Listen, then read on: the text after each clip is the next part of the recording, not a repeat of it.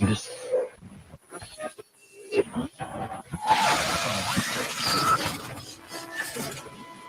see.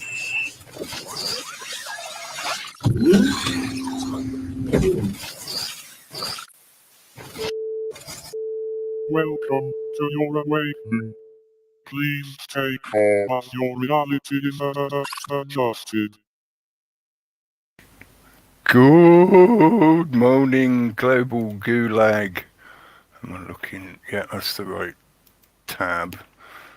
Sorry, it's because I'm swapping and changing between browsers. Yeah, good evening, ladies and gentlemen. Welcome back again to this window on the digital gulag, global gulag.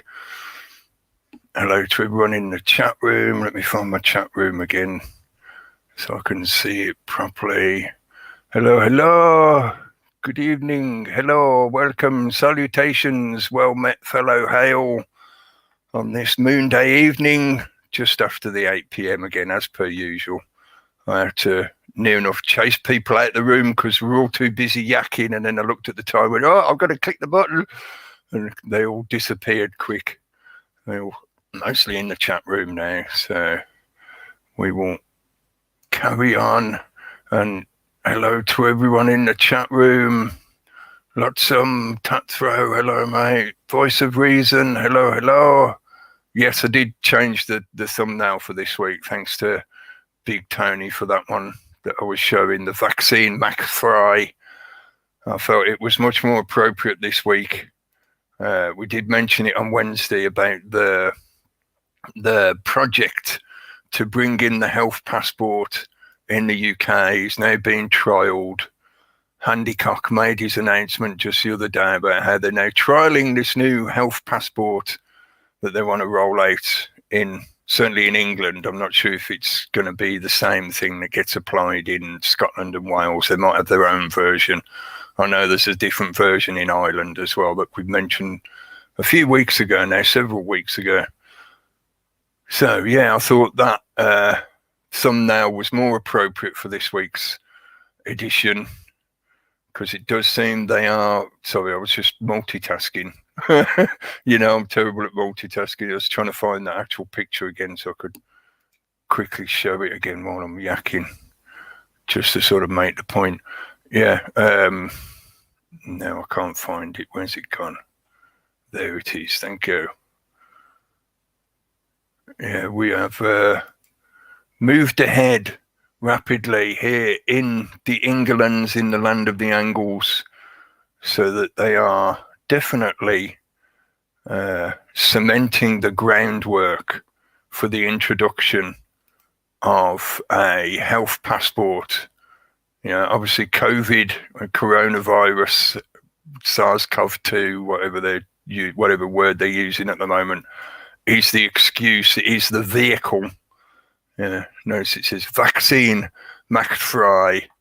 Of course, you've got the two of the main cartoon caricatures that are promoting all that principle or idea, concept, prison system. Yeah, I can think of lots of ways of describing it. But yeah, they are rapidly moving ahead here in the Englands to introduce a health passport. In other words, a digital biometric ID, because that's what it really is about. You know, it's just at the moment, the COVID is the vehicle, so they're going to call it a COVID passport. They're going to talk about how the green signal comes up to show that you're not currently infected with the COVID, so you're safe to do whatever. Yeah, and it will be applied to near enough everything in life. But yeah, that's the excuse. But the real purpose of it, and once it's introduced, the actual mechanics of what it is and what it's about and the infrastructure that it will implement, is a biometric digital ID. So in other words, rather than having to carry a piece of paper, like the old cliche has been, you know, obviously mentioned so many times over the last year plus, of the papers, please, paper and bitten, is it? bitter or bitten. I'm not sure on the pronunciation. Bitty, the pronunciation in German, bitter, isn't it? If you're in a sentence, like papper and bitter, papers, please, as a cultural reference to that time period in Nazi-occupied territories where people would be asked for their identification papers. The reality is it wasn't just in German-occupied territories. Most of the countries involved in the war were doing the same to their own people. People had to have ID papers or a ration book or something that could be used as a form of ID. And that's what it's really about, a digital ID system. And I was distracting myself from initially doing my usual, saying hello to everyone in the chat room, and then I got digressed into ranting about digital IDs. Yeah, this week it's this thumbnail because it seemed far more appropriate. So yes, thanks to Voice of Reason, I did change the sign. Simon Boyle, hello, thanks for joining in. Sidefish, hello. Avoid the vax, definitely. Manas Moo, hello. And Krishna, hello, please cover your hands with masks. Yeah, that'd be a good one. Maybe just one, like just cover your entire body with masks. Dave Iron, hello. And One Must, hello. And Benno, Nick, Dr. Rock, hello. Lion Share, hello. Dave Iron, I've said hello to you already, haven't I? Yeah, I need to scroll down quicker. Taz Media, hello Tazzy. And Ridiculizer, hello, you in the chat. I sings the news. I have to sing that every time I see it. I sings the news, hello. Canal, hello. And Dotty's in the chat, hello mate. So South, hello. And Lynn Anderson, hello. Hope you're well. Busy cooking, good. Do us some as well. Lowlands Pete, hello mate. If I remember, I will try and show some of the memes and stuff people have been sharing recently. Some of them are really good. 160, hello mate. Thanks for joining in. What's up? Hello, what's up? Dinny Carr, hello Dinny. New being, hello, freedom. And does that mean you've had a vaccine? If you vaccine McFry, if vaccine makes free and you're saying hello freedom, does that mean you've got your vaccine? I'm trying to scroll quickly. I'm sure you're all used to this by now, listening to me, trying to fill in the space in between while I'm scrolling. Vintanag, hello. Oh, the chat room's jumping all over the place.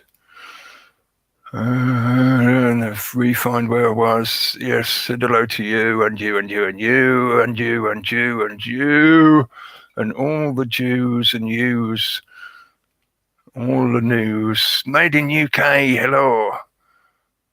I thought I'd just throw in the words Jews and yous there, just in case the algorithm's listening, to make sure that we, ping up some flags. Paula, hello. Hope you're all right. Thanks for the hug. I'll send one back. Apple Charlotte, hello. Oh, hello, good people. Right, okay. Oh, CMB, hello. My chat room is lagging a bit, I think. Right, okay, I think that's caught up. Hello, everyone in the chat room, and hello to everyone who's listening in after the live broadcast.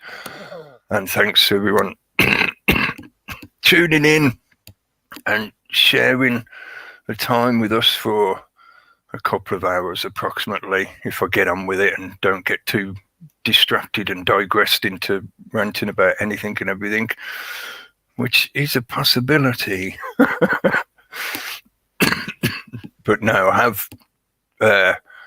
have put in the subtitle in the info box this week, and I will mention some other stuff that's happened over the week, but in the subtitle this week it says Beyond the Videodrome.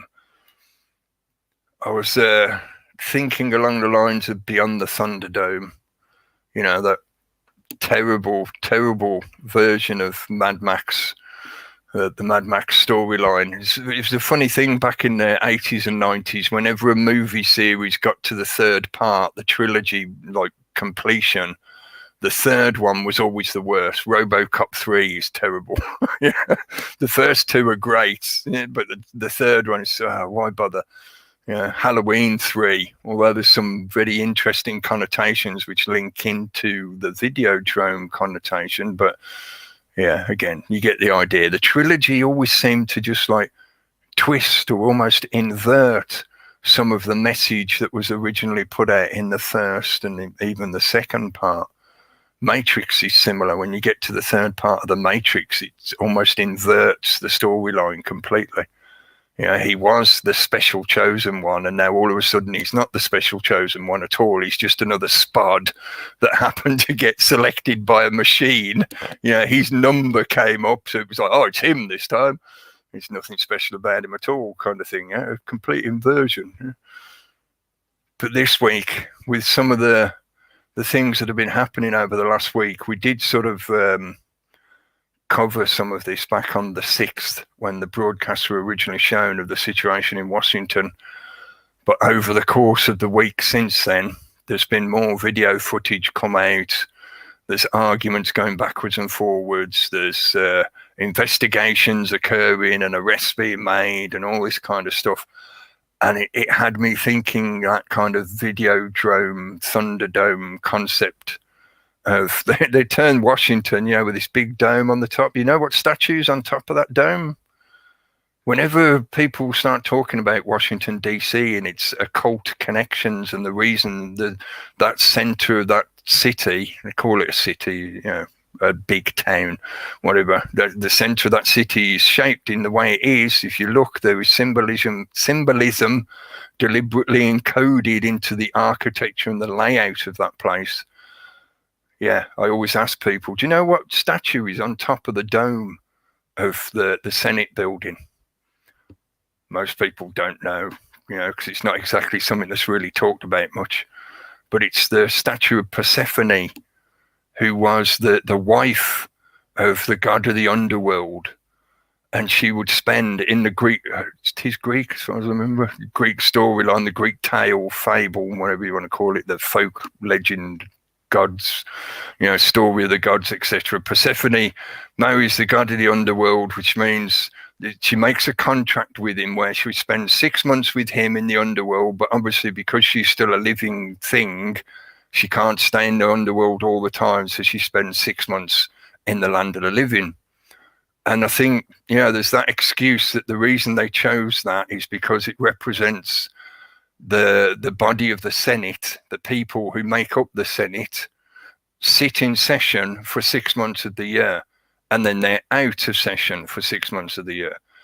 But it also represents, in that occultic fashion, the connection into the whole charade, the spell that is the legalese system, the application of admiralty law over law of the land, because, you know, that's what they deal in, because it's all about economic trade, the flow of economies, the flow of trade, which is why, you know, when the British Empire stomps around all over the world doing what it does, their main concern is always to implement trade and allow it to flow.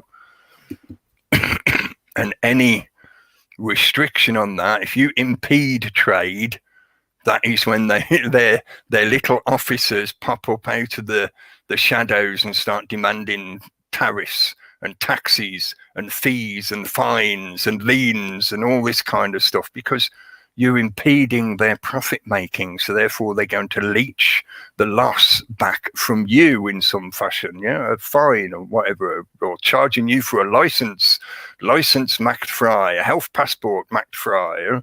Yeah, you need a passport to be allowed to trade through their network. So that imposition of admiralty law over the law of the land, and that economic trade law, which is all about dead entities. Sorry, I was just looking at the chat, got distracted. Yeah, it is deliberately, you know, dead subtle, that one. And this is the point I wanted to make. Yeah, Persephone personified, personified, Persephone, look at the etymology of all that, personified that process of when you are talking about the kind of legislative powers that they attempt to apply onto people, the people that make up their empire, their human resources. The only way you apply that is through the action. I've got to do it in little bunny ear parentheses because actions are things done by living things, whatever. The action of a dead entity.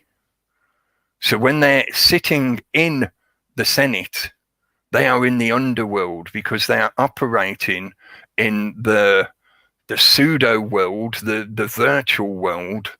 This is before computers, obviously, when all this was, set up and designed and decided on and whatever.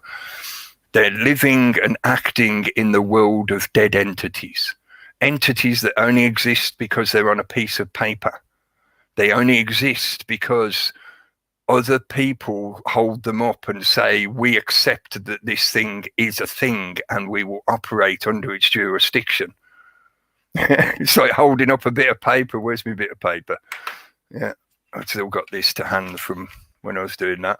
It's like holding up a bit of paper with something written on it that says, I am the king, and saying from now on, we will all operate under the jurisdiction and authority of this bit of paper because this bit of paper is a dead entity. It's not living. It's just a bit of paper with symbols scrawled on it, but we imbue it with an application of authority. And once that's done, we can act from that foundation. So those people meeting in the Senate, when they're in there meeting and deciding on laws, what they call laws, it's legislation, when they're deciding on that legislative process, they're acting in the world of the dead. They are operating through dead entities. They are trying to apply an air of authority, pseudo-authority of dead entities onto living beings, the people that make up the population of their nation, their country, their empire. There's possibly similar kind of symbology in the UK. The parliamentary buildings and governmental buildings here are covered in symbology, so it's probably in there somewhere. I just don't know of an example to give in that kind of distinct fashion. Certainly not as distinct as the statue of Persephone on top of the Senate building. That's just like in your face. We are here operating as dead entities. We are manipulating the power of the dead to dominate over the living. And that is what people had been fighting over. And I say fighting, again, I'm doing a lot of parentheses tonight, a lot of bunny ears. Fighting over, in a very loose sense of the word, because it wasn't a fight.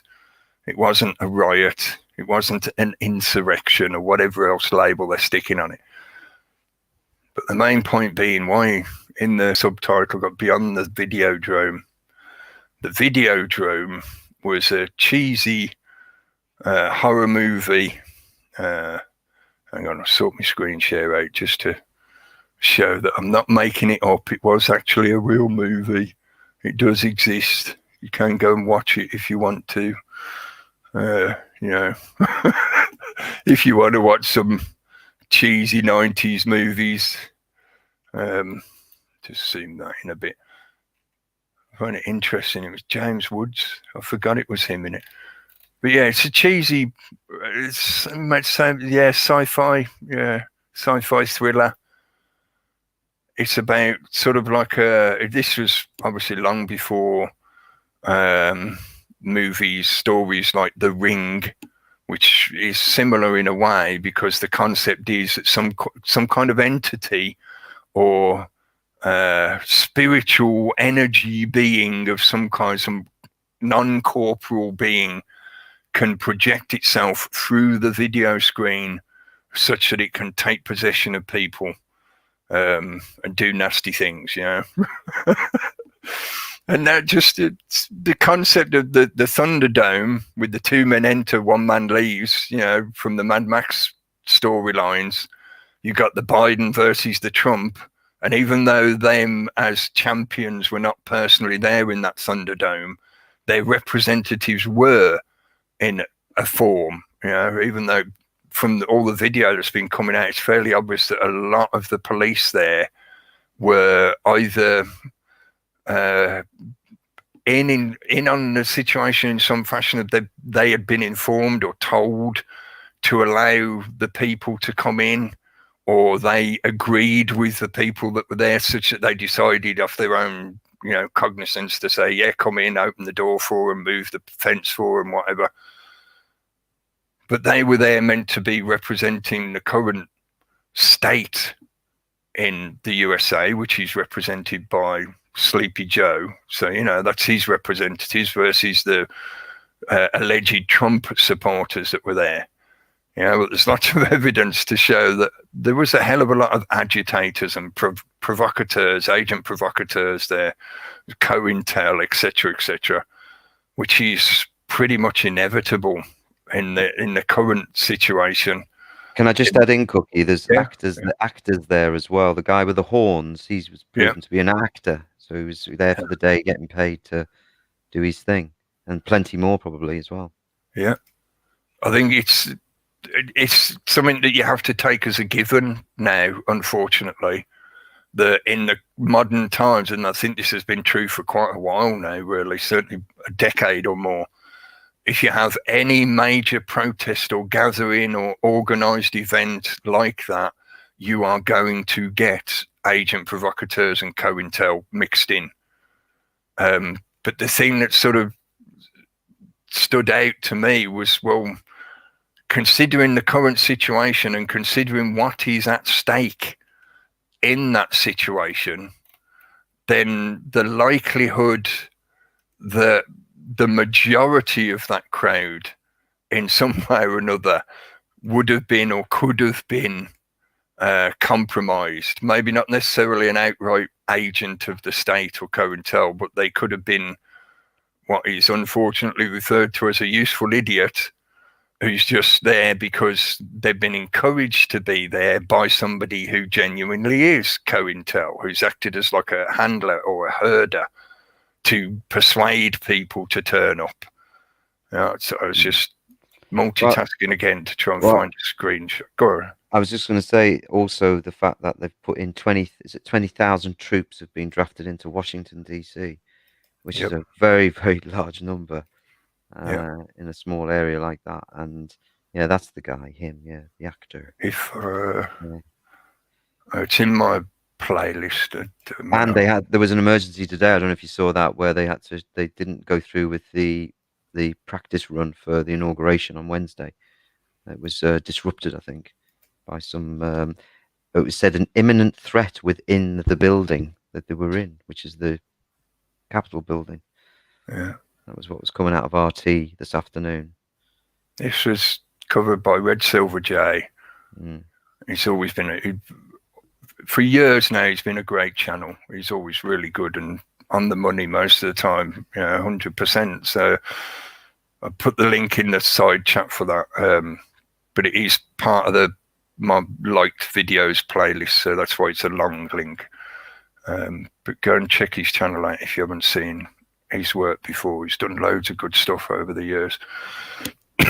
But yeah, it was to back up what you were saying about this guy just reeks of being COINTEL Pro. Or if he's not COINTEL Pro directly, he is playing his part as a hired actor, what would in a different event we would have just called a crisis actor. Yeah. And when you listen to some of the coverage that Red Silver J does, he plays some clips of the guy and he's saying this verbatim script that either he has repeatedly rehearsed at home in the mirror because he's so passionate about Trump, or he's been given that as a script to learn because he's an actor. He's been told to learn that script, and whenever somebody asks you, you repeat the script. And the script has got several sort of key phrases and words and elements in it that is all part of that whole Trump train agenda. The 17th letter of the English alphabet. You can see it there on the screen. Why was there so much stuff about the 17 that did the rounds recently? It's all part of this COINTEL narrative bullshit that gets pushed around. But what I was going to say was the sheer scale of what's at stake in this situation inclines me to say that they would have thrown the whole budget, the budget would have been unlimited into them funding an attempt to steer the narrative in the way that they want. And when I'm saying they and them, I'm referring to the state, the status quo of power, not necessarily Trump or his campaign party or whatever. It goes beyond party politics at that point. The authority of the state is all that matters. So they're manipulating the situation for those ends. But the sheer scale of that situation means they're going to have an unlimited budget to deal with this kind of stuff. So they could, if they chose to, have the entirety of that situation staged. I'm only suggesting that as an extreme possibility. I'm not suggesting that that is what actually happened. I'm just making the point that if it comes to it, they do have the ability to create a complete wag the dog scenario where the whole thing is staged. And again, it's what encouraged me to that concept of the videodrome. All of this is being portrayed primarily for the rest of the world via the telescreens. The majority of the rest of the world is not in a situation where they could have been there on the day to have personal direct experience of it, and not connected to anyone who was there on the day. So they can't get like personal first-hand witness testimony or anything like that. Always reliant on second-hand information. So that's a possibility, just an extreme one. So if you draw back a little bit from that, when it's obvious there's a lot of support for Trump in particular, but on both sides of that party political argument, there's a lot of support on both sides. But to make this point is just the fact that I don't think that would be realistic. They don't need to stage everything because they know that there are some people out there who have a genuine desire to support one party or the other and would have been willing to turn up and be there. So they didn't need to stage everything. But I think the scale of it, this is the main thing I want to try and get across. The scale of the situation means that they would have been making every effort they could. So there wouldn't have been one or two COINTEL people there. Like, it's not just the guy with the horns. It's not some of the other people that have been trotted out through the media at this time. It would have been tens of, if not hundreds of people there. They don't all need to be big, showy characters like the guy with the horns. The shaman he's supposedly called as, I'm surprised a lot of the First Nations peoples aren't complaining about that, because it's appropriation of their culture in one form. It's also a denigration of their culture in another way, because the buffalo was their sacred animal. And the Western colonial peoples that moved into that geography killed off the buffalo, basically. So him walking around with buffalo horns on is like a celebration of that kind of, genocidal ideology. Anyway, that could digress into an intersectional argument of bullshit. My main thing I wanted to say is the fact that he's a character. The fact that his caricature appeared on the Simpsons cartoon show. This is the caricatures. This is the videodrome circus. I think the reality would have been that there would have been hundreds of COINTEL agents, provocateurs, observers, handlers. There would have been a whole smorgasbord of those kind of operators, actors, as they would call them in their own jargon. That's how it would be defined when they're writing a project report. Their actors were doing whatever on the scene. So this again becomes yet another just layer of the circus show. Why is it everything's fixated on this big singular scene this is like the culminating scene almost. I know it's not, because obviously we've got what's going to be going on Wednesday. Yeah. It's going to be another Wednesday show of what's going on in the West. Yeah. Waiting to see what goes whoosh. Yeah. Um, Anything yeah, like last time, Cookie. Wow. I mean, Wednesday is going to be interesting. Because again, just the build up and the noises coming out of the media saying about, every state's on high alert in case there's any trouble. But, I think just we just have to wait and see. Every capital, like state capital, I mean, every state capital has military troops on call. Yeah. Yeah, there might only be state troopers, the kind of National Guard stuff, but even so, they're still military trained with military equipment. And the fact that they've got so many troops turned up at Washington that they had to tell them all to sleep on the floor. Shout out to Jam Noise. She put up a little video clip about social distancing. Yeah, and you got this news report of all the troops like lying down on the floors in the Senate building because they got no barracks to go to, so they're literally lying down on the floor to sleep, and there's no way they're social distancing. Yeah, there's that many of them there. I think, what was it, 20,000 plus? 20,000 more than, say, in Afghanistan and was it Syria or wherever, that they've deployed in their own country, in their own powerhouse, Washington D.C. And interesting, what went on at the Vatican last week still is rolling around in my head about that nonsense last week with the blackout and things. And I'm glad you mentioned that, because I'd forgot to put it in my notes. We'd been talking about it a little bit the other day, because the other connection was the mafia connection, which I meant to put in my notes as well. There's a couple of things.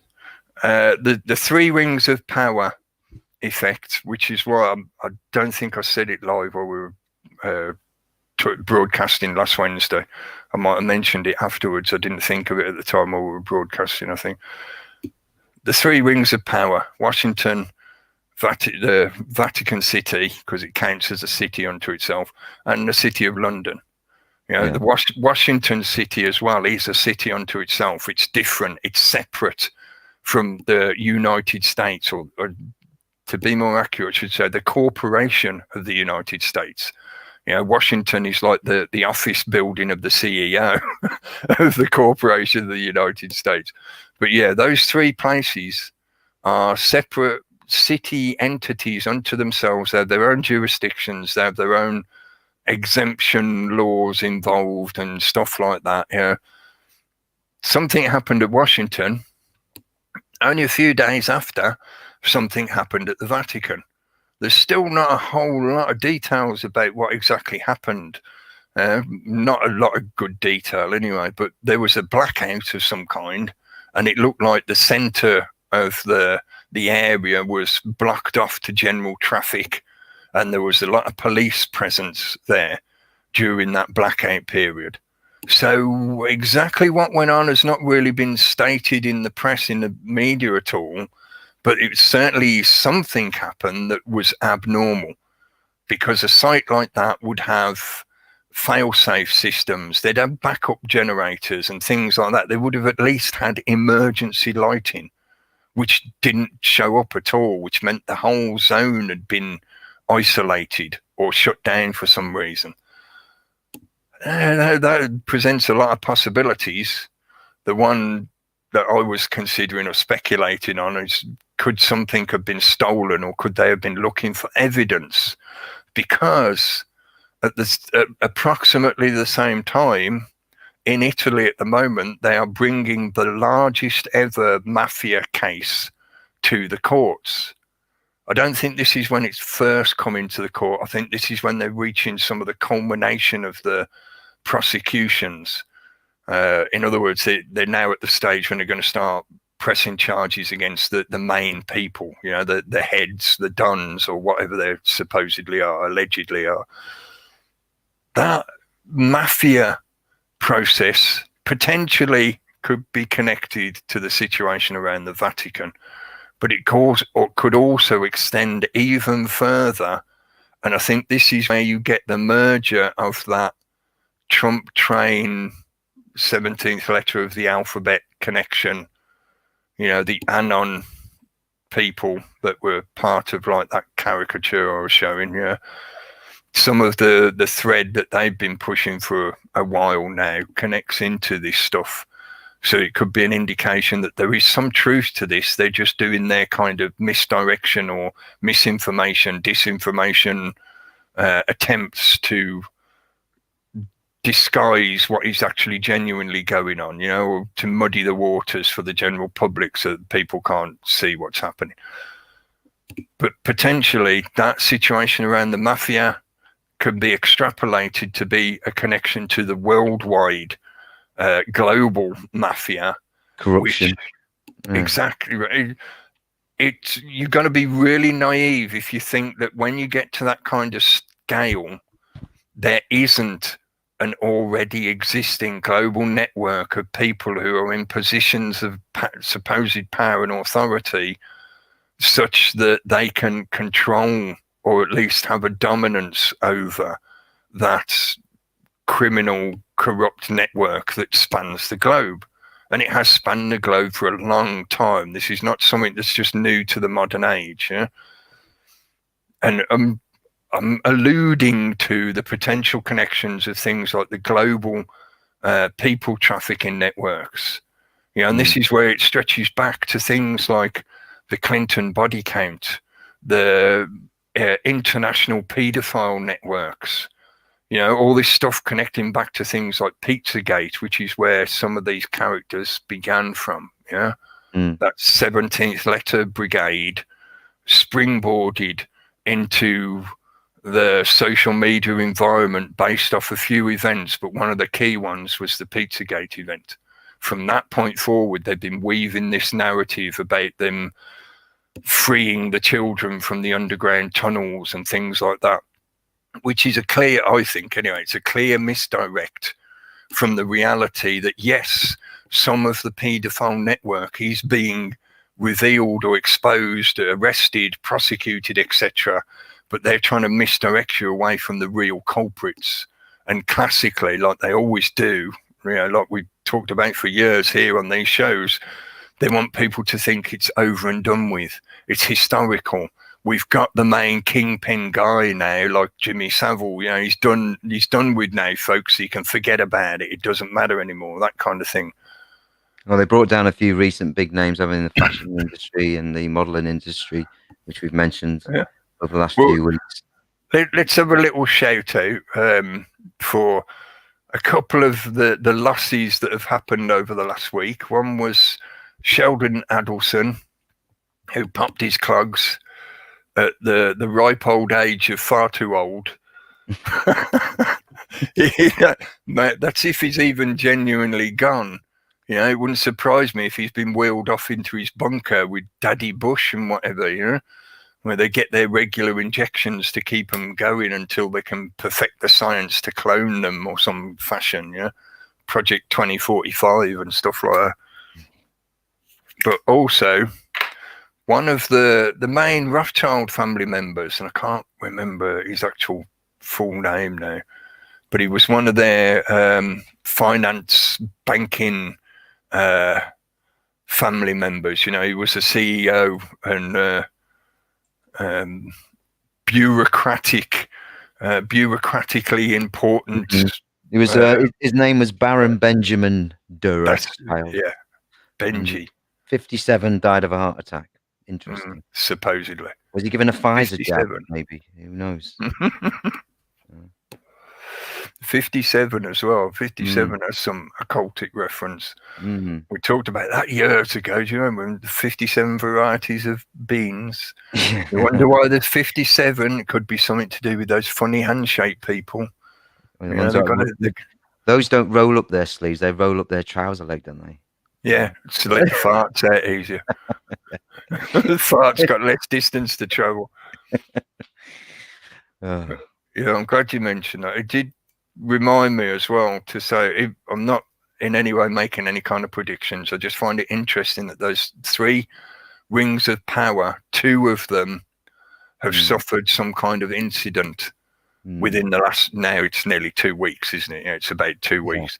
Yeah. So over the period of the last 2 weeks, 2 of those centers of power have experienced some kind of incident. So is the third one also going to get something? The third one, in this case, being the City of London.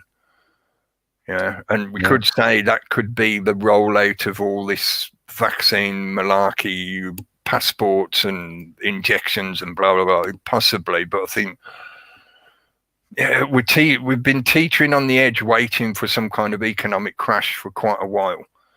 And the COVID situation, again, makes a really good vehicle, a really good disguise for the controlled demolition of an economy. Mm. I'd say an economy, because I'm talking in reference to this UK situation and obviously its connection to the City of London. But really, you're talking about the global economy, because if or when the UK economy crashes like that, if something does happen in the City of London, like a cyber attack or something like that, it would begin in the UK. But if the UK's economy does that crash dive, then that will, of course, affect the rest of the world. The rest of the world will follow suit soon after. Mm. Most of the rest of the world, anyway. Some of the nations out there, like China, yeah, and maybe Russia, they'll probably be okay. Yeah, they'll probably be the ones that are the lifeboats that recover the situation. But yeah, the point being, the 3 rings of power. Why are they the 3 rings of power? You have to ask Tolkien about why he wanted 3 rings of power. Yeah, but if something worked as a really good cover story to disguise the fact that your economy has already fallen apart, it is beyond recovery, even though for the last nearly a decade plus now, they've been telling us that, well, we can see green shoots, folks, green shoots in the economy. We're going to recover. It's going to turn around any minute now. They kick that can down the road for year after year after year, until now they've got the really good excuse of, why is the economy fucked? Oh, it's because of all the measures we had to take because of the COVID. We had to shut down all those businesses, so people have lost their business, lost their livelihoods, lost their homes, etc. It's nothing to do with the economy being totally fucked up in the first place. Oh, no. It's the COVID. What killed the economy? COVID. Yeah, the economy needs its vaccine jab. Otherwise, it's going to be dead soon. It is dead already. It always has been dead. Yeah. In a philosophical sense, it's always been dead. Of course it has, but you know, the spin of the economy, because that's what kept it alive, the constant movement and the constant injection of fake credit kept it going. But that can only go until it becomes overburdened by its own weight, which is what's happened. Yeah, when you build a system based on debt, then eventually the debt will get so big that the system will collapse in on itself, like black hole theory. Yeah, it becomes so big that it falls in on itself and you end up with nothing, which is what you had in the first place. But that's the cycle that they play on us in that generational game. You know, they plan in 100-year periods, or 90-year plus, I've argued before, 3 generations. Yeah. It's a power of 3 again, yeah. But they know this system does this. This is why they whip it up and whip it up and whip it up. So it grows and grows and grows, and it spins faster and faster and faster. And then they profit as much as they can while it's going, because they know sooner or later it's going to teeter over, it's going to collapse. Which is why they go through this process, like I described before. You know, the number 8, the endless loop, the Mobius loop. They go through this process of wind it up, watch it go. Oh, it's stopped now. Rake it in. Buy everything for pennies on the dollar, as they say. You know, oh, I can't afford to keep your home anymore. Sell it to the bank. They'll have it. Yeah, rake it in. And then they start again. Now it's been transferred to a digital version, which is another reason why the COVID cover vehicle story, cover story vehicle works so well. Now it's going to be all digital, which means you're going to need a digital ID. And in the modern age of modern technology, including hardware and software, that means your ID has to be quite well protected, and it has to include a certain amount of data so that we can actually make sure it's genuinely you, because identity fraud in a digital world is far easier than fraud in the world of the living. Yeah, it's easier to forge a bit of paper that says you are you than it is to forge the body, the living being of you. Yeah? So they need you to accept having a biometric ID so that they can have the digital currency. Because this current currency system, this current economy has already collapsed. It's done with, it's over. It's the old paradigm. Well, it was on its way in 2008 and 9 after that huge amount of debt then we had. When we worked out then most nations were already bankrupt. I would argue it's been over since the 90s. Yeah, even further back, yeah. I say the 90s because that seemed to be when they began their propaganda push, their cultural narrative push to persuade people further into that kind of consumerist mindset of greed is good. The worst forms or the worst parts of capitalism are the only things to live for. It's acquisition, acquisitiveness. Ownership is all that matters. It doesn't matter what the item is. It's just the fact that you put your name on it and it's in your shed. You're just like a dragon sitting on a pile of gold. They push that idea to people constantly through the 90s. And that was off the back of the Thatcher-Reagan era, the shock doctrine era, which is why that's why I'm suggesting that I think it began in the 90s. Yeah, well, it's right, because Dr. Rox just put in there 97, it died, 2008, it died, and 2019, it died. So it's just it's a zombie. It's just, yeah. It would. Sorry, again, philosophically, it always has been a zombie, but it's like the Lazarus zombie. It keeps dying and they keep waking it back up again.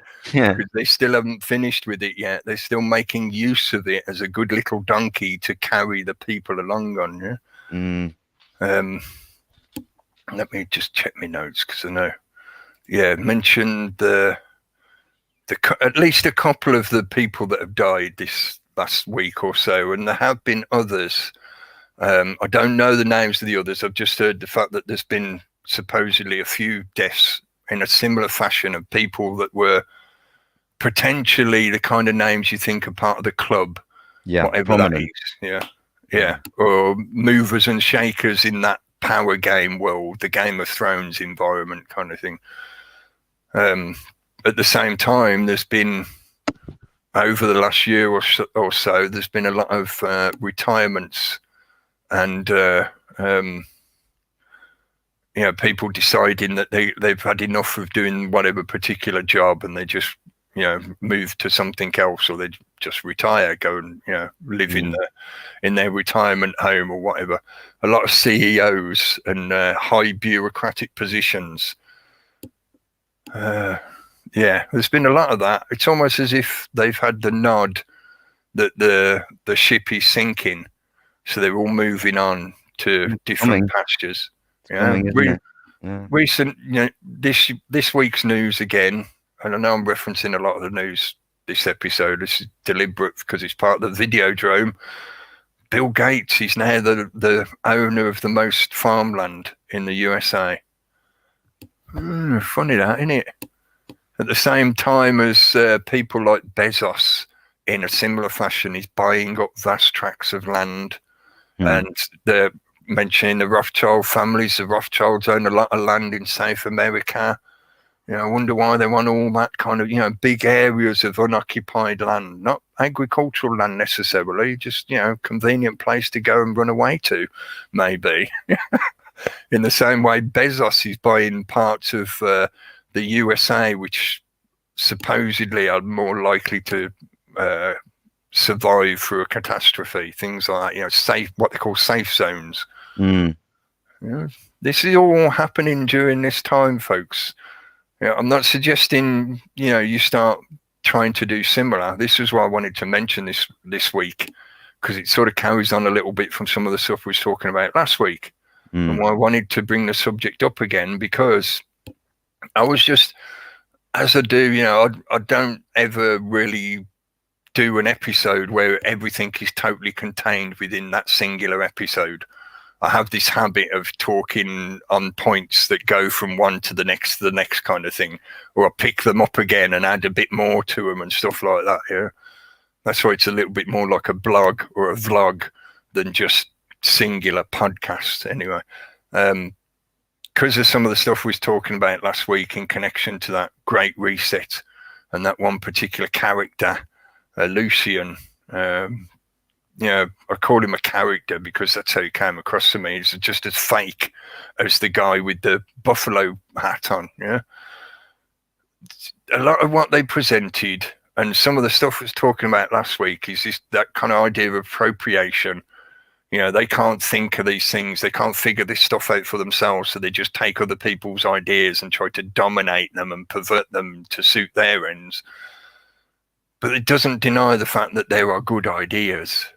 And that's why I wanted to go back to mentioning that kind of concept of things like decentralization and being self-sufficient to a degree. I think it's, again, I've made this point so many times over the years. I think it's not healthy and it's somewhat self-delusional to have a perception that you can run away somewhere, anywhere on this planet, and hide yourself from the Eye of Sauron.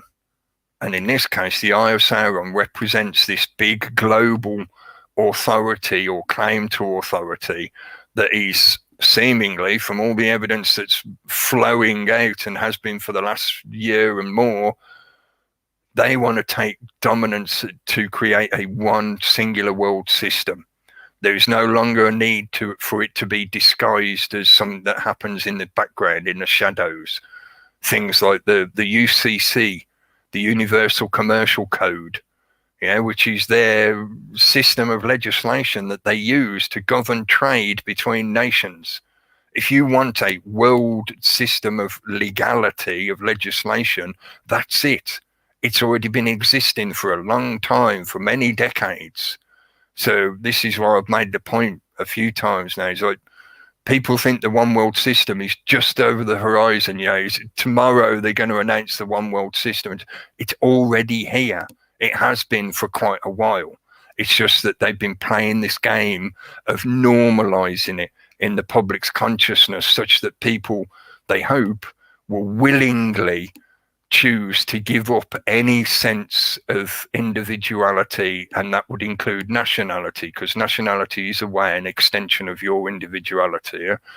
They want people to willingly, to want, to choose, to demand even that we now all live under a singular global system with one singular authority, governmental structure, blah, blah, blah. So they've been playing this game out for a long time. But that one world system of trade has been the backbone that they've been building. They've been fleshing out this zombie from there. I was going to say as well, Cookie, that the fact that they're bringing out all this stuff now and we can see it, like with the damage of the vaccines, it's all coming up. It's all being revealed to people who can see this now so more clearly than they could a couple of years back. I think they feel confident in their perception. This is part of what social media has been all about. They're monitoring our discussions so that they can get a gauge on public opinion. They've spent the last, again, more than a decade, really nearly 2 decades since social media as we know it now began and built up its popularity and whatever. All over that time, remember we talked years ago about the like Google and the NSA setting up massive server farms that are just literally hoovering up, literally just everything on the internet. It's not, oh, we think that guy might be a naughty person, so we'll monitor what he's doing. No, they are literally just a big open pipe sucking in everything and recording it. Yeah. Once they've got it, then they use their software, their algorithms, their analysts to look at that data, that database of information, and parse it for whatever they choose to look for. So how many people are talking about yellow hats? And they get a result, and they can monitor our reactions to what they're suggesting in the media. That has reached a culmination this year. I think last year. Yeah, I think they now feel confident in their accumulation of data that they feel they can get away with pushing the next stage of the agenda, because the majority of the public, according to their data, I keep stressing that caveat, the majority of the public will either want it or they'll just put up with it. So as we're seeing, and as they keep presenting in the media, in the videodrome output, they keep telling us that everybody thinks it's great. Everybody loves it. Everybody loves it. They think it's fantastic. Yeah, everybody's wearing a mask. You're the weird one because you won't wear a mask. You're a naughty person. Well, they won't tell you that in Italy they're not wearing masks and the shops are open. Yeah, they wouldn't tell you that, definitely. No, they don't tell you jack shit on the media. Like I say, that's been the problem all along. What we're being fed, or what they're putting out, is, like you say, the narratives and what are apparently, going down. But as we know, and like again, another reveal into a lot of people who didn't see this already. They've certainly seen it this year or so. Yeah. That's the big reveal. Your media, no, they're just gonna completely, not talk about that, not talk about a conscious awakening in people. It's nothing. They can't. That's not on the internet. You know what I'm saying? That's something within us that happens, and they can't control that. That's what they're scared of. I say this as a metaphorical analogy, so please don't think I'm meaning this literally, but in a similar fashion to the videodrome storyline, and this is why I chose it as that subtitle, they want your mind to be possessed by their conjured entity, their conjured dead entity. Yeah, they've come up with this narrative which represents that dead entity body. Like I talked about it right at the start, that principle of they're operating the world of legislation, which is the world of the dead, and they are projecting the storyline that suits and supports that world of the dead's narrative out through these video screens to try and possess your mind such that you start thinking in the same narrative that they want you to. And that's that movie you mentioned. I went to see that movie in 1983. I sneaked into the cinema because I was about 16, I think, at the time. Whatever. And I was not 8. It was an 18 movie.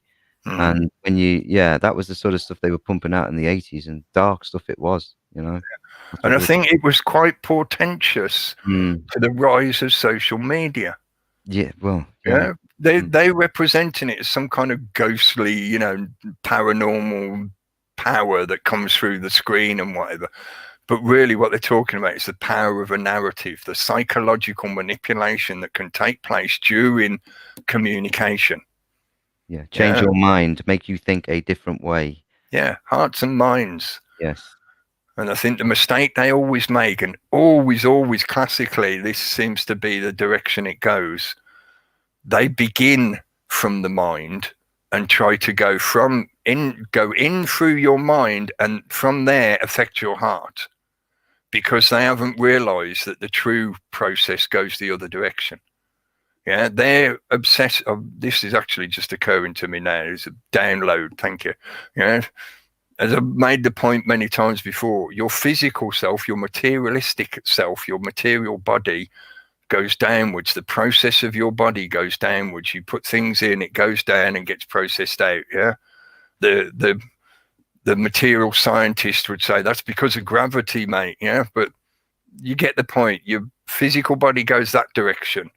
Your spiritual body, your energetic body goes the other direction. Yeah, your energetic body, your thought process of your energy body comes up through your groin, through your base chakra, into your gut, through your heart, then it comes up to the mind. So the true, or the thought process of truth, does not begin in the head. Does that make sense?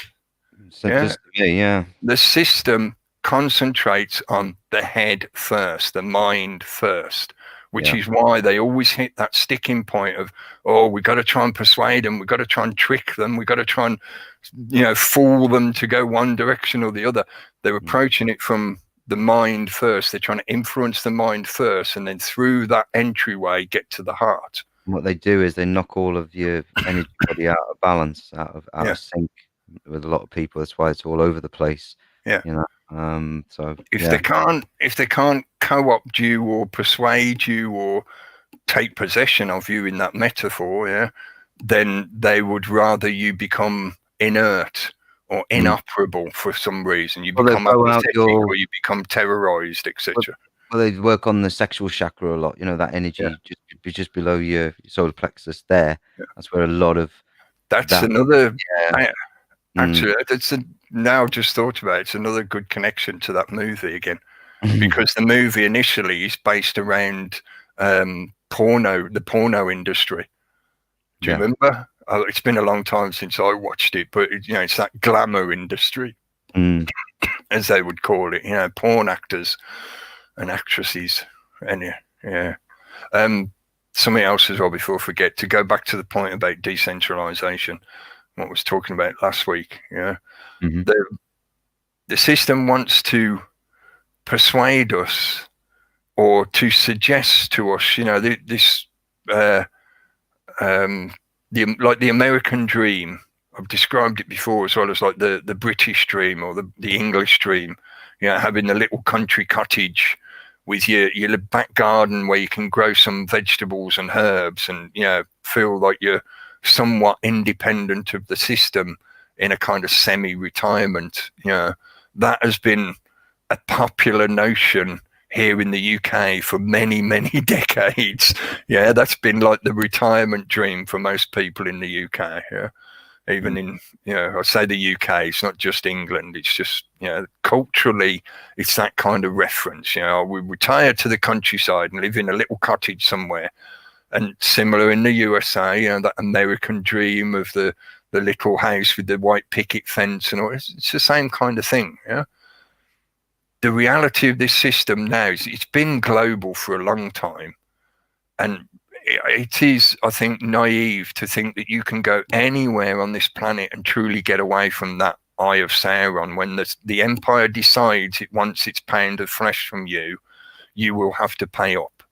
And they've made examples of people in the past to prove that point. They've done this.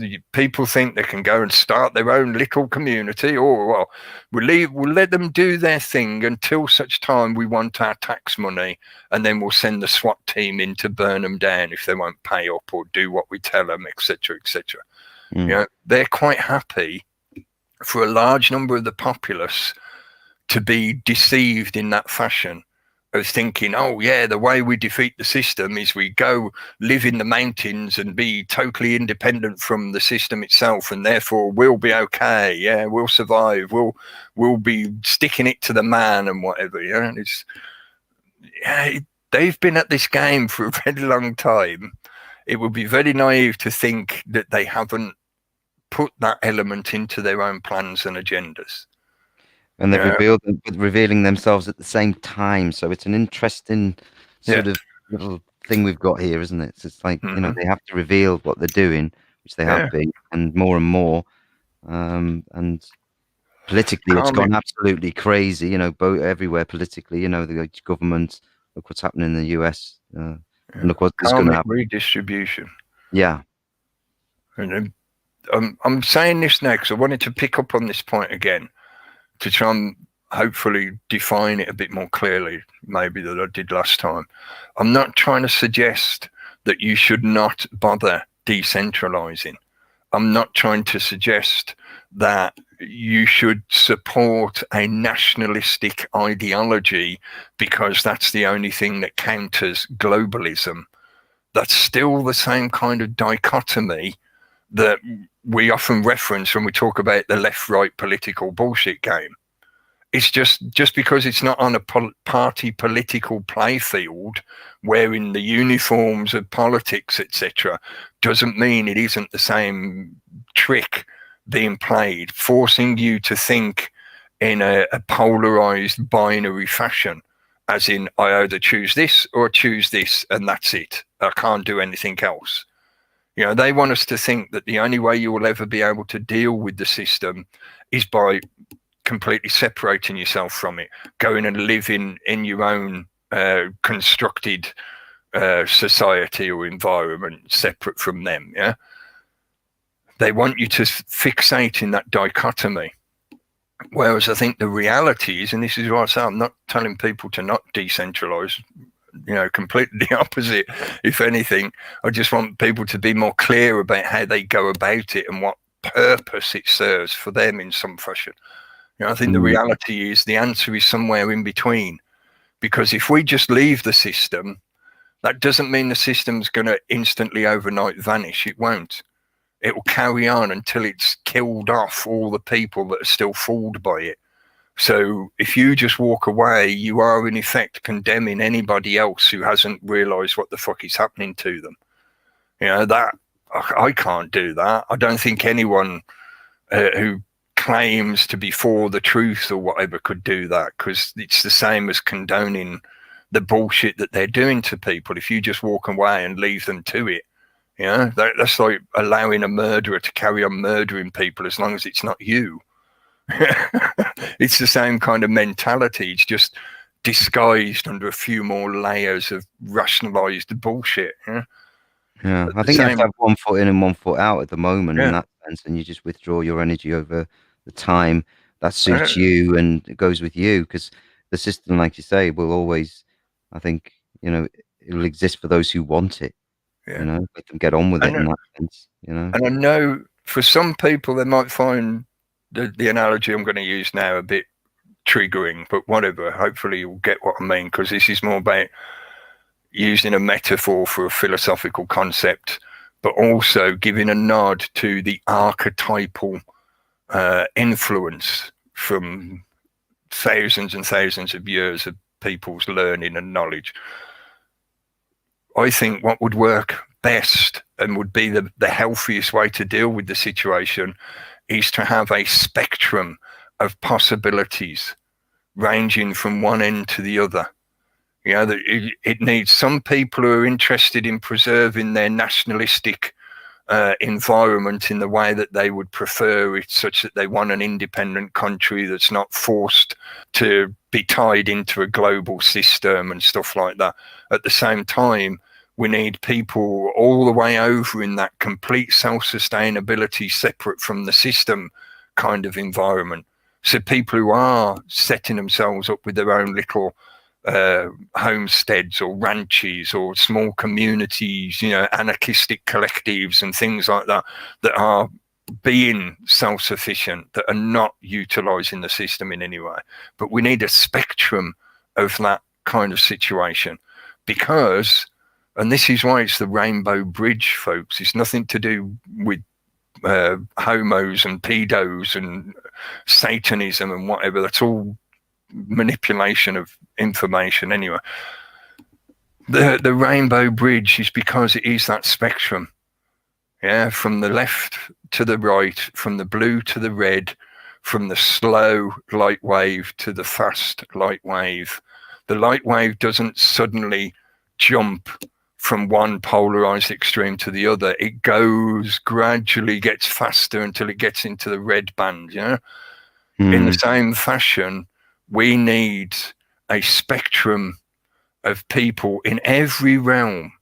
Some people are doing, like I say, they're totally out there, setting themselves up on their own, so fully self-sufficient, fully decentralized, etc., as well as people, as you say, got one foot in each world. You sort of, you're still within the matrix, the globalized, agendized bullshit circus world, but you also sort of stretching that across into the you don't need this folks world. Yeah, as in you don't need this matrix anymore, folks, you know, because I don't think you can healthily or even realistically, feasibly switch the system off overnight and expect any good result out of that. It'd be a That's trauma. it's going to be just as catastrophic as an all-out war. Yeah. Because in effect, it is like a war on people's minds because you've literally just killed their world off overnight. What do you think's going to happen? People are going to flip out. People are going to lose it. They're not going to be able to cope with that kind of sudden loss, sudden mass bereavement, basically. Yeah? So you need that sort of stretched out connection. And this is what I was trying to express last week. The system will constantly try to appropriate these kind of good ideas because it's trying to keep itself alive. It's a zombie that needs your belief to stay alive. The only reason it's supposedly alive, using that word loosely, is because people believe in it. As soon as you stop believing it, it's dead. Yeah. So it wants to stay alive. So it's trying to constantly trick people and appropriate their ideas and take their energy to feed itself, etc., etc. Of course it is. That's what it would do. That is a natural law reaction. Even though this thing is not real in the sense of a living being, it operates psychologically and philosophically in a way, even though it's sort of a polluted, inverted way of dealing with people. But psychologically, I think it helps to treat it as if it's a thinking thing. That way you can come to maybe not accurately predict, but you can certainly get an idea of the kind of decisions it will make. Just think of it like it's a beast that's been cornered that wants to stay alive, because that's what it's doing. It'll do whatever it takes to keep alive, to keep getting your energy, your belief. So some of the ideas that are presented by them themselves, the system themselves, are good ideas. They're worth taking on board. But with that application of your own choices, your own thinking, your own feelings on that situation, on that information, and then applying it to your own life. You are not a clone that you just get molded by whatever they shout at you. You should be, listening to what they're shouting at you and then think about it for yourself and, let it sit for a while and consider it and see how you feel about it, as well as just your rational approach, Then you make decisions whether you apply it to your own life or not. The system doesn't like that. The system just wants dead entities that jump when they're ordered to. No thinking aloud. No, just repeat. Repeat as Simon says. Be just like a machine. There's also that population as well, a percentage that cannot be fooled, and that's what we're seeing. I think more and more people are now waking up to that as well. They can't be fooled anymore. They can see the craziness going on, where nothing makes any real sense if you just even think about it in a basic way. Like a vaccine, for instance, that has been given out, and then it turns into variant strains, so those vaccines are no longer any good. So remember, where do we go? And they're not even addressing any of these things or anything about, like I say, anybody who's got anything to say. The media is just putting them off there. But I think it will turn. We'll begin to get, the voices will be heard, and they'll have to explain it away. Yeah. So see what happens. When you mentioned about the variants developing and whatever, it made me think of, I know this isn't true for people listening to us talking about this kind of stuff. This is just the media mind. Have they all just suddenly forgotten about how a few years ago they were constantly telling us how we have to be careful with the amount of antibiotics that we use, because we've overused antibiotics, which of course they in their medical system prescribe to us willy-nilly because they get paid every time they make those prescriptions. So it's like, oh, what's wrong with you? Yeah, whatever, have some antibiotics. The over prescribing of antibiotics led to the development of what they call superbugs. So therefore, they then, in more recent years, started telling us, well, only have the antibiotics if you really, really need it, because otherwise, we'll be developing more superbugs that we don't know how to cope with. So now they're doing it with they're not even really vaccines, are they? They're medical treatments, as some have called it. Yeah, it's all a bit, like I say, strange. And people who are getting these things, it seems more and more people that I'm hearing as well, getting ill and seeing more, reports of it as well. Funny that, isn't it? They inject you with something that tricks your own immune system into thinking that it's been infected, so that it reacts to deal with the infection. And lo and behold, people develop symptoms which are, medically, scientifically speaking, the symptoms are the outward example of the effect of the infection. Yeah, the symptoms that you suffer, the runny nose, the cough, the fever, etc., is your body dealing with expelling the infection. Yeah, the infection itself doesn't generate the mucus in your nose. That's your own immune system responding to the infection. But when you mentioned about more people cottoning on to this stuff, I'm going to play I haven't played music like last week. I just forgot because I was ranting too much. I want to play this one this week. I think it's appropriate, as what you just mentioned, like things are changing. People are starting to take more notice, become more aware of all this kind of stuff.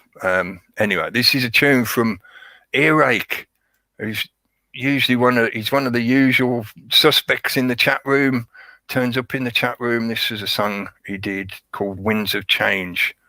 I'm going to shut up and play this one.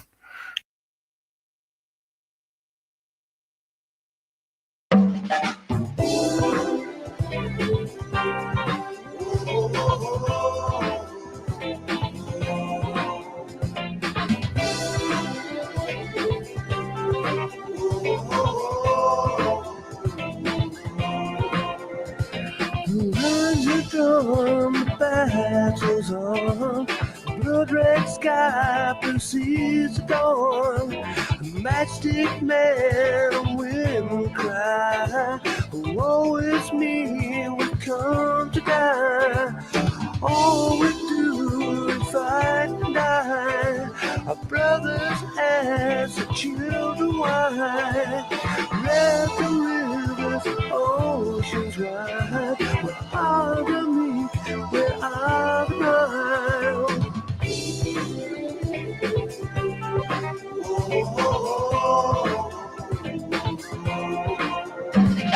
Buildings crumble to dust and decay.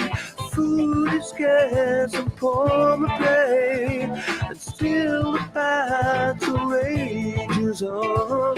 Man is beast on bloody feast. All we do is fight and die. Our brothers ask the children why. Red the rivers, ocean wide. Where are the meek, where are the mild? Sorrow comes, the homeward sighs. The winds of change rush through your eyes. The winds of time will scatter bones. Blow and blow, come out your home. Sorrow comes, the homeward sighs. The winds of change rush through your eyes. The winds of time will scatter bones. Blow and blow, come out your home. So the earth so green and blue, become a globe of ash and blue. And do we know what we're fighting for? All reasons lost in the stage war. All we do is fight and die. Our brothers ask our children why. Let the rivers, oceans wide. Where are the meek, where are the mild? Sorrow comes, the homeward sighs. The winds of change rush through your eyes. The winds of time will scatter bones. Blow and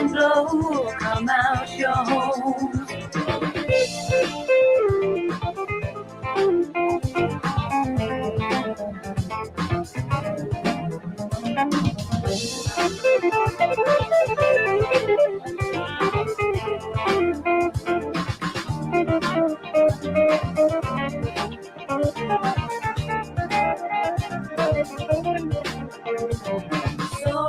comes, sighs.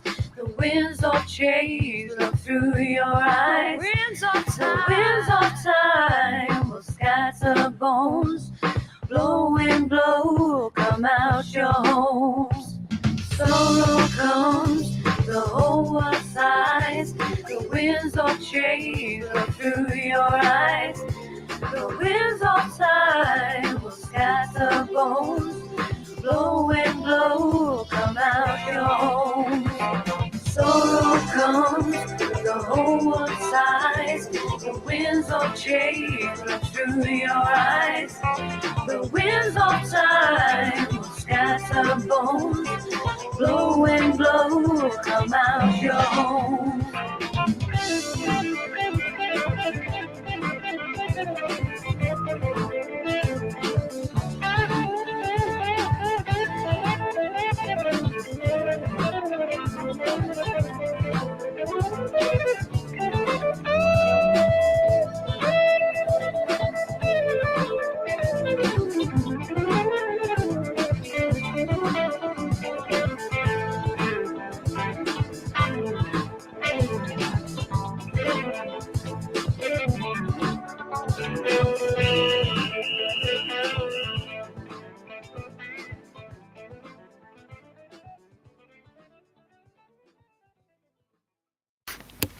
I love the guitar in that, and it's classic. Thanks to Earache for that. I did put the link in the side chat. If you want to go and check it out, give it a thumbs up. So far, I think I'm the only one that's giving it a thumbs up. So, yeah, good track, Ren. Yeah, sorry, I had to nip off because the disaster with the dog there. Oh, Don't tell me he started dancing. No, you don't want to know. Yeah, so I sorted him out, and yeah, I've caught the last 2 minutes of that. It sounded really good, really good. He's cool. Where's the link for that? Did you say in the? I'll put it in the side chat, but I'll put it in the private chat for you. Yeah, as well. stick it in there, and I'll grab it. That was it, I think. So go and give that a listen, because it's better if you go direct to the video and listen to it on their own channel, because even though I can stream it, I can screen share it here with the audio on and whatever, I know the quality is never as good as when you hear it directly on their own recording. You know, same with all the others I've played. That's why I like to put the link in for people. Please go and check them out directly, because it's the audio quality is far better. That was the wrong one, Cookie. That's Dancing for Doctors. Is it? Oh, that's because I was just about to play that one as well. Oh, yeah. Okay, sorry. I gotta show this. This is a message from our sponsors. I thought it was good to stick it after the music track. I would have, if I could have. StreamYard doesn't allow this kind of function. I would have played the music from Earache's track over the top of this if I could have, but like I say, I can't share both at the same time. But yeah, let's just play this just for the crack.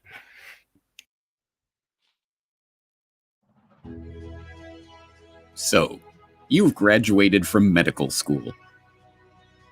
You've studied hard. You've worked hard.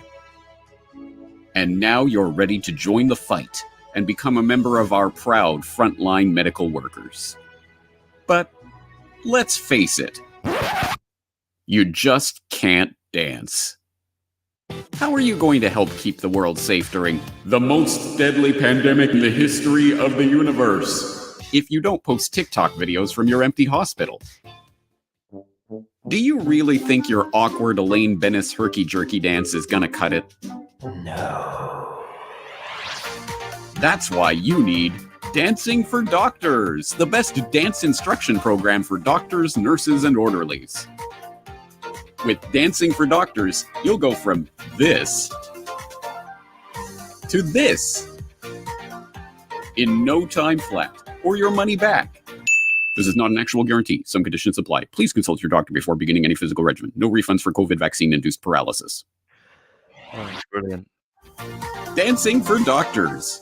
You didn't think knowing how to heal the sick was important, did you? That was, of course, from the inimitable James Corbett. It was part of his award show that he did the other night. If you haven't seen that, go and check it out on the Corbett Report channel, or check the My Liked Videos playlist on my channel. It's in there somewhere when I watched it the other night.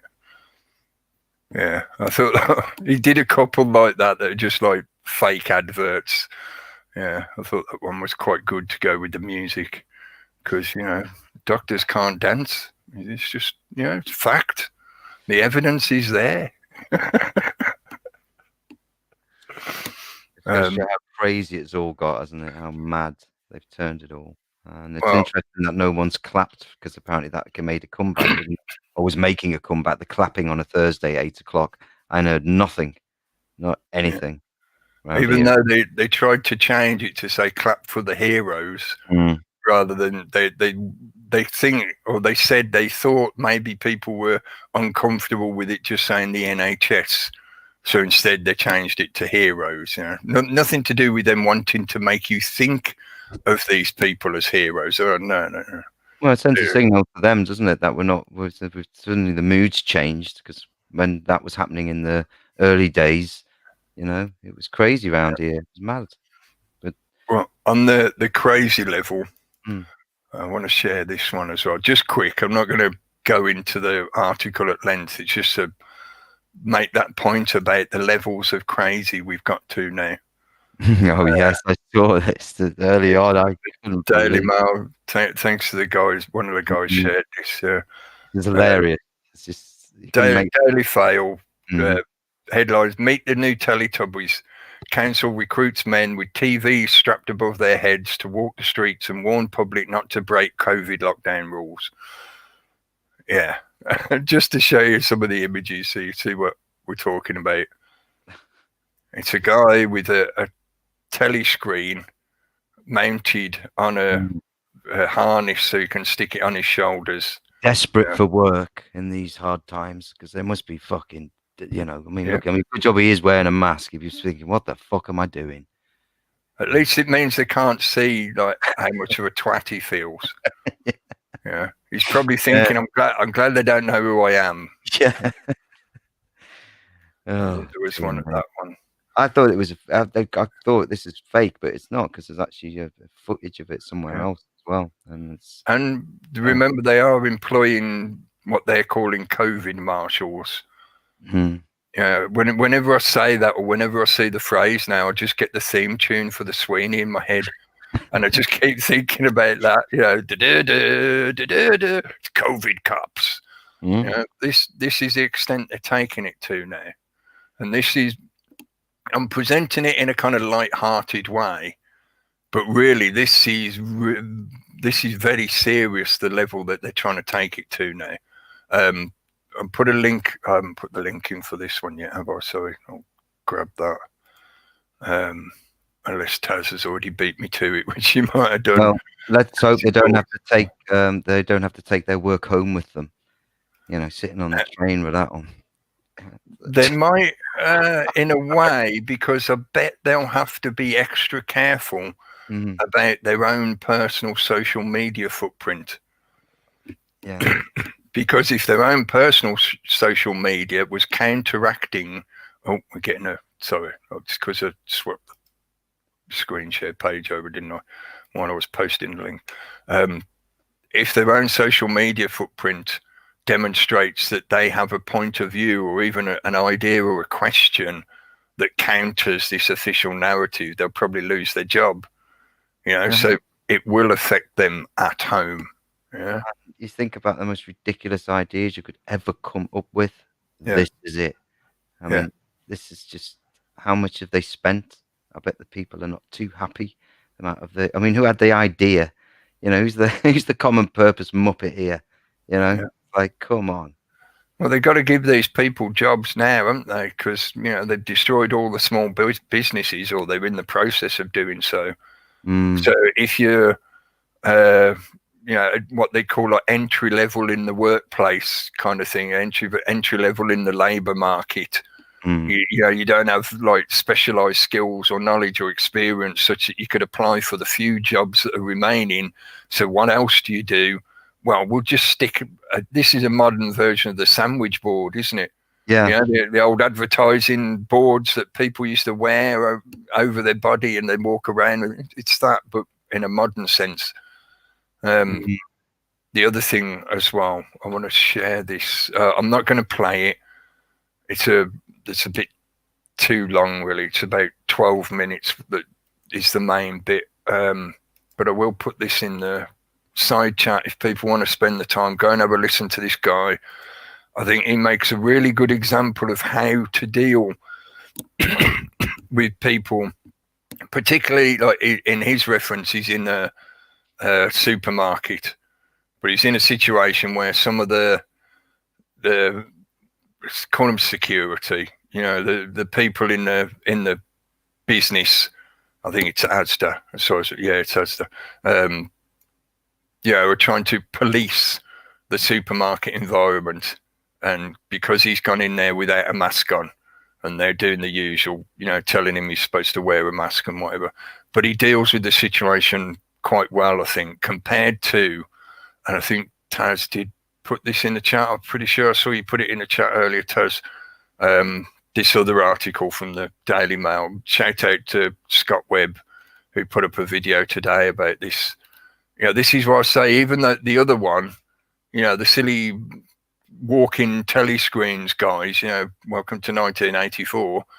That's a bit of a laugh. That's how silly it's becoming. But this is more of the serious level that it's getting to, where they're now saying that 30,000 people have been fined for COVID violations, which could be things like not wearing a mask in the shop or whatever. Walking or sitting on a bench or going somewhere when you're supposed to be under lockdown. And in this particular article, they're referencing a video where, in a similar fashion, a woman's been told she's, has to wear a mask in a shop. She starts defending her position, but she gets a bit angry and she starts, it's not exactly as on point as the other guy I posted, the link to the other guy's video. She gets a bit more agitated and angry. And this is part of what the police classically try to do. They'll prod you and poke you, not necessarily physically. I don't mean in that sense, but they will push you to get emotional or agitated or angry, because then you're more likely to say something that they can action against you. Yeah, start swearing or getting aggressive back or something. Exactly. You swear at them, they can attempt to prosecute you for that. You say anything that can be considered an implied threat against them or anybody else in the vicinity, they can action on that. This is why they do these kind of word games with you. Part of it is to create joinder, because that's what they need to present a prosecutable case against you, to bring some kind of element of the legislation. Contract, isn't it? Yeah. Like That's what joinder means. It's like when they ask you if you understand. Like they'll ask you, they'll say something to you, and then they'll say, do you understand? If you say yes, or even if you say no, actually, it's still creating joinder. If you say yes or no, you are participating in a verbal contract with them. That is what legally is defined as joinder. Once you are embroiled in joinder, once you have created that connection or agreed to it, even tacitly, in ignorance, you've agreed to it, that means you are then subject to the requirements of that contract. And when you're dealing with somebody who's operating under supposed authority of the rest of the legislation, it's like them getting you in the doorway. Once you're in their little environment, they can then bring in all the other body of legislation against you because you've agreed to participate in their contract. So you're agreeing to take part in their play of dead entities, like I was talking about earlier. You've stepped into the world of the dead willingly because you said something that creates or establishes joinder. You have participated in their contractual game. So they'll do that constantly. They'll constantly try and trip you up verbally with their questioning such that they create joinder, or they will try to agitate you so you become emotional, so you react badly or say something that they can then action on. So to me, this particular Daily Mail article is all about, again, it's about frightening people. That's all it is. Yeah, at the moment, this week, I've noted there was an article on the BBC as well that the guys on UK Column covered in their episode today, which is even more insidious. That is really dark and insidious, because they use a young autistic girl and her self-professed stress and anxiety over having to wear a mask in a shop. But classic BBC spin doctoring with the body of the document, the article, they present it, they spin the whole situation in such a way as what they're actually suggesting to the reader is that we need some form of exemption license. So in other words, they're starting to set the seeds out into the public consciousness, this narrative of, well, look at what happens because these people claim they're exempt and we've got no way of proving that they're exempt. Yeah, and they'll change that, the doctors will then start being told to issue something, or the medical establishment will be told to issue something to exactly. the people who are exempt. At the same time, it can create a foundational justification for the health passport.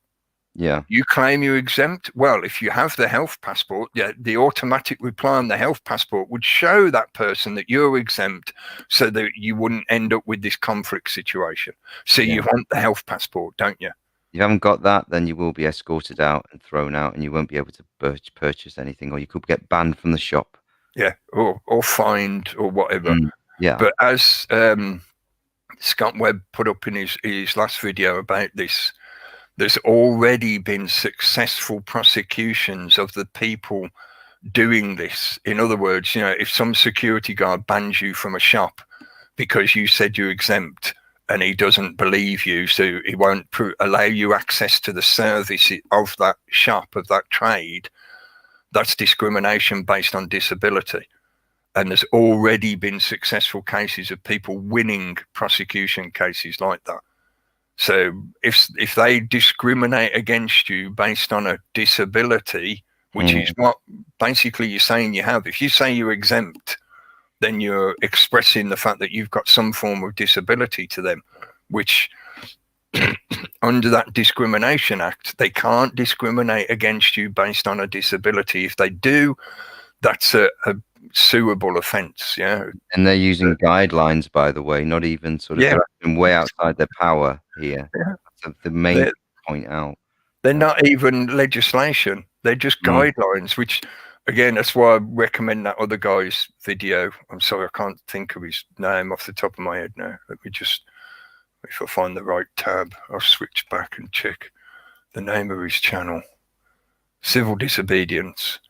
Yeah, he does it much better, I feel. Yeah, he explains it to the people he's talking to much better, and he stays calm. He doesn't, he's not a pacifist in any way. He verbally stands his ground, but he doesn't get aggro with them, because in the long run that works against you, and especially if the police turn up. Or you could ask for the police to be there if you choose to. If the security guard or whoever it is getting aggro with you, just tell them, well, summon the police then, mate. We'll let them sort it out. Yeah. It's not how you want your day to go, is it? But that's why most people don't want to sort of, if you like, go down that route. That's the problem. But more and more people did, like in Italy, and just take the bloody masks off and things like that.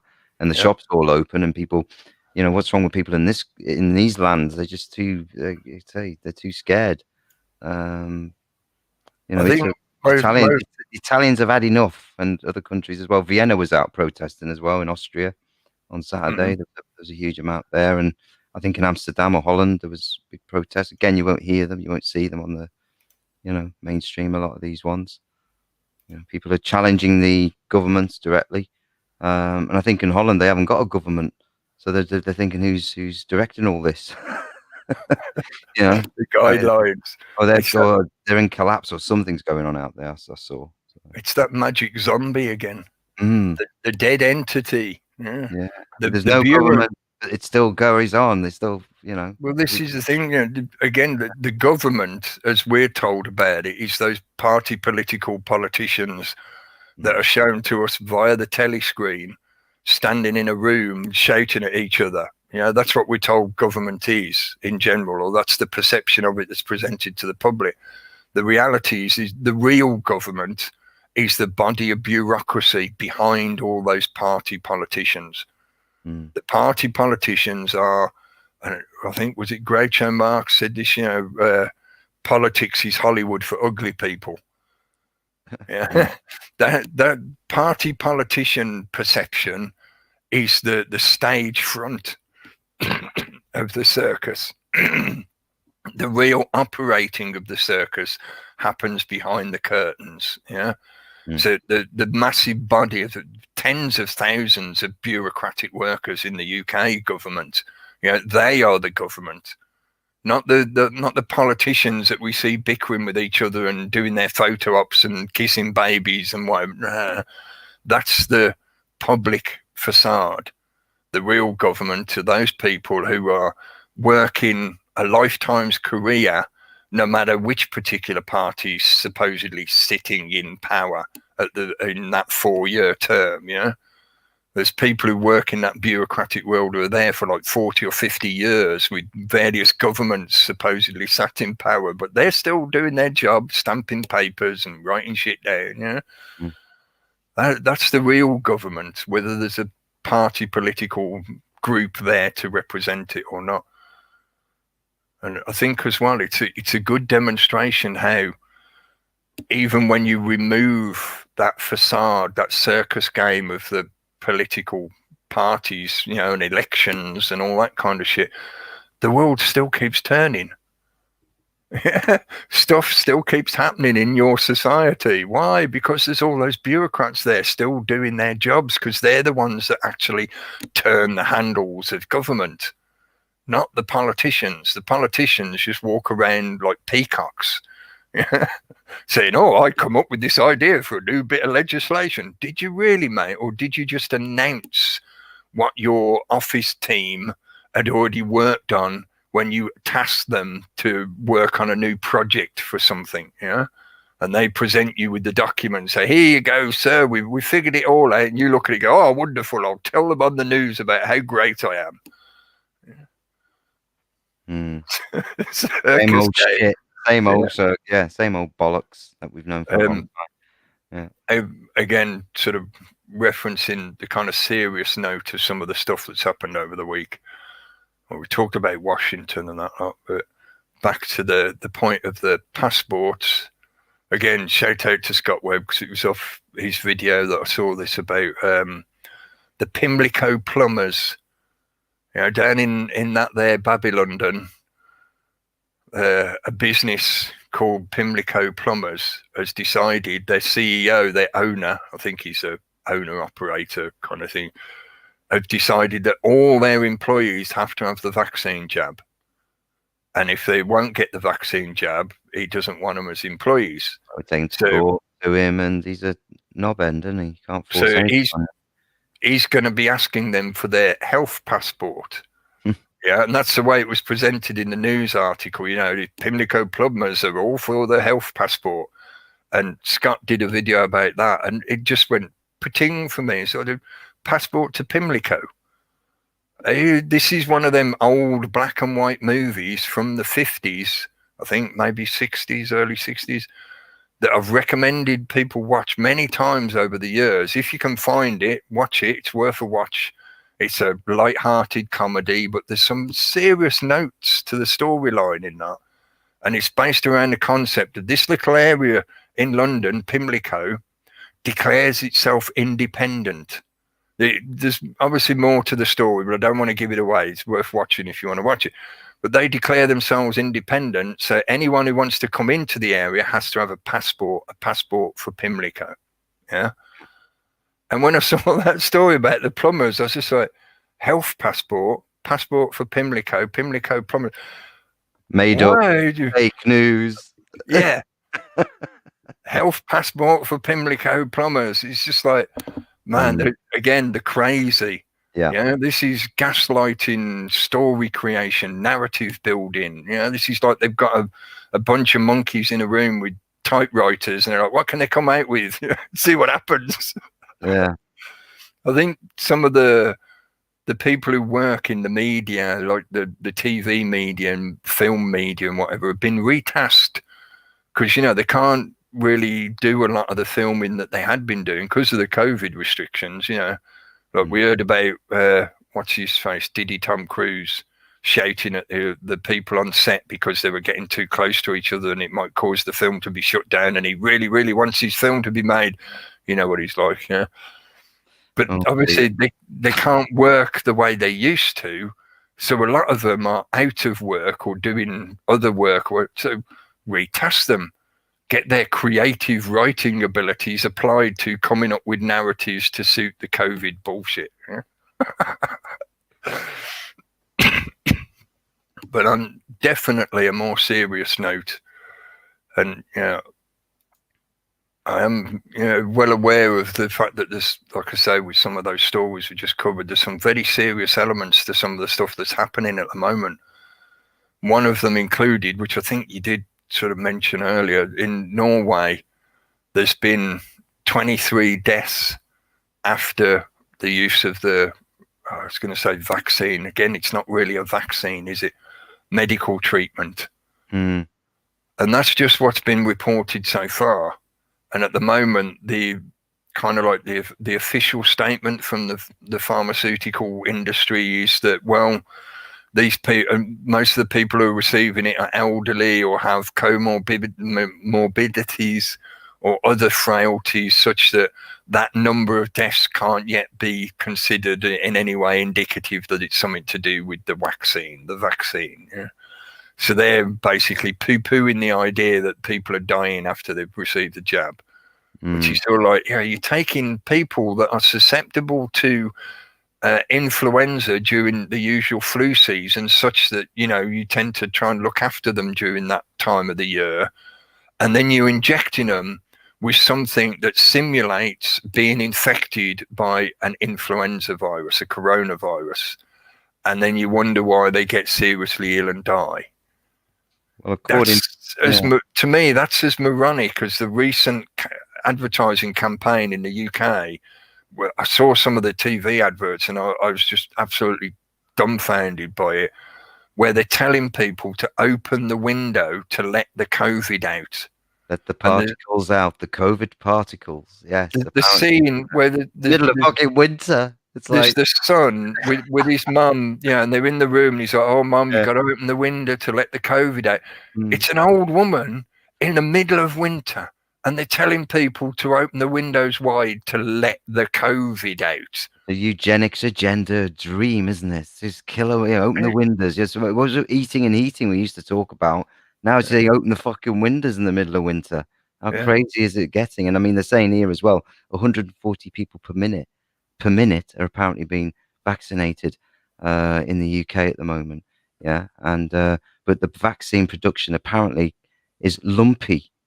Ministers say, what the fuck does that mean? Lumpy. Sorry, it's coming out of RT. Sorry, I was reading this as I'm. Again, the levels of crazy they get into is just lumpy.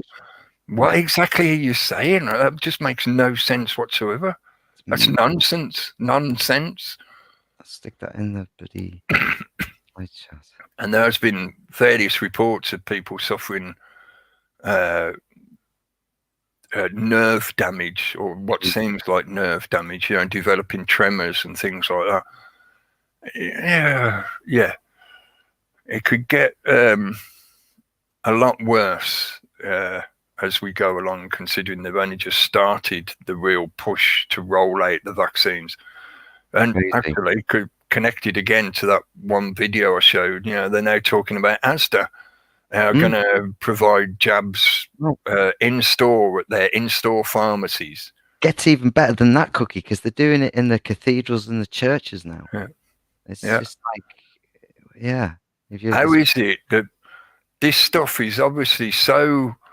I know it's a marketing tactic of implied scarcity. Yeah, they make it seem like it's unavailable, while at the same time they say everybody wants it. And that's supposed to whip up market desire. You know, people want to rush out and buy it because they think it's going to run out any minute, and everybody else is buying it as well. It's like the toilet paper bullshit. Yeah. Yeah. You better go about buy some because everybody else is buying it and there's only a few left, so you better get in quick. You know, it's that marketing tactic. They're presenting these images of like, this thing is so available, you can get it everywhere, even in church, even in the middle of the supermarket. You're just like, oh, I fancy a vaccine. Oh, yeah, I'll get one while I'm buying my crumpets. Yeah, I'm saying a prayer. Yeah. They make it seem like everybody wants it, but at the same time, they keep telling us these things like lumpy supply chain. In other words, they're implying that it may not be available. Yes. Yeah, or there's a lack of supply. Or there's too many lumps in it, which As I means say, it's a dodgy vaccine. This is marketing psychology. Yeah. Yeah, Yeah. I hope those people at the Sage are listening. I hope people are aware of the Sage group in the UK and how there's a lot of them on that panel that are, you know, basically trained in this kind of psychology. That is their remit. Yep. Social behavioral psychology, social engineering, things like that. Oh, yeah. Yeah. This is what they are actively trying to do. They're trying to give the public the impression that this vaccine is like ambrosia. You know, it's divine. It's got those religious connotations to it. It's funny as well. They're presenting it in churches to people now as well. Yeah, I made that point a few weeks ago about the sacrament kind of effect. Mm. You know, giving people the impression that everybody wants it, but at the same time, it's got a patchy availability, or it may be scarce or unavailable soon. So quick, you know, quick, get there yeah. quick. Yeah, get out there quick now, guys! Quick, quick, before you all start seeing the news about how many people are being injured by it. Quick, go and get yours now. Mm. Yeah. That's how silly it's got in the UK at the moment, folks. I know there's a lot of people tune in from other parts of the world as well. I'm guessing that it's probably going to be, if it's not already that way in wherever you are, it's going to be getting that way soon. It definitely looks like they're going to try and introduce the health passports here in the UK very soon. Well, we're the first ones to have the vaccine, weren't we? We'll be the first to have these fucking nonsense. What was it in 1984? Is it airstrip something or other? You know, what are their future plans for the UK? Mm. It will just become a franchised airstrip for the military industrial complex. Yeah. Mm. This will be the transition point between one side of the globe to the other. You know, this is like a jumping off point. It won't be called EasyJet anymore, will it? It'd be called Jabby Jet. Fucking shite, can't get on it, Jet. Yeah. You want a bag of peanuts with your jab, love? Yeah. Imagine them pushing the trolley down the aisle while you're in flight, and they're trying to give you a jab while you're flying. You hit a bit of turbulence, they get it in your ear hole or something. Yeah. I know I'm being silly, but duty-free vax, yeah, whatever. Yeah. Duty-free. Did you get your vax at the duty-free? Yeah. You got to show your boarding card, though. Oh dear. Right, let me just check my notes. I think we've mentioned everything I wanted to mention. There's been like a lot of stuff. The crocodile jab. Isn't it funny? This is just a mention because, you know, this could be a whole digression in and of itself. Isn't it funny how over in Brazil, shout out to Jam Noise as well, she noticed this as well. Isn't it funny how over in Brazil they had these flash floods occur not too long after, several days after, but not too long after Bolsonaro made his little speech about how he didn't want anything to do with the crocodile vaccine. And I'm not doing him a great service by shortening his speech into a simplified soundbite, but that is pretty much what he said. He said, I don't trust it because you don't know what's in it. It could be doing anything. And all these companies are free from any liability. So they could be putting anything into you. Yeah. Right. Flood him out. Flood him out. lo and behold, they get banned from the UK. All travel from South America is now banned to the UK. For years they've been, rubbish in Brazil, and certainly recently they don't like Bolsonaro. And all this happens, very shortly after like I say, him making it clear that they weren't interested in that crap. Lots of silly stuff, lots of strange stuff happening, but it's all still ongoing, folks, and it certainly is not over yet. I don't hear any fat lady singing yet. If anything, she's just getting up to start. I think we're going to see maybe on Wednesday, on the 20th, we'll see how things are going to develop in the near future. I hope to see you again then. And we'll be back on Wednesday night on the Reality Chat channel, 8 p.m. GMT. So about the same time as we start this broadcast. We'll have a look at what's going on and how things develop. Steve Tagoose should be on as well, I think, on Thursday night, 8 p.m. GMT on his channel, Steve Tagoose. Have some music and some conversation. And lots of good stuff going on at the moment, folks. Don't think it's over yet. It certainly is not. And don't believe the bullshit of them trying to persuade you that it's all done and dusted. It's all over and done with. You're all going to have your jab, and that's it. Yeah, all will be well. No, we ain't there yet. Let me just hang on. If I could get it back up again, get my screen share working one last time just for this last bit. I did say I was going to show some of the comedy memes as well. I'll have to dig a couple up quick. I know some on Wednesday as well, if you want to. Yeah, definitely, because there's been where's it gone? That one, and I know there was one. I'm sorry, talk amongst yourselves. I'll be with you in a moment. Yeah. Like, oh man. And now it's time for the Bill Gates advert.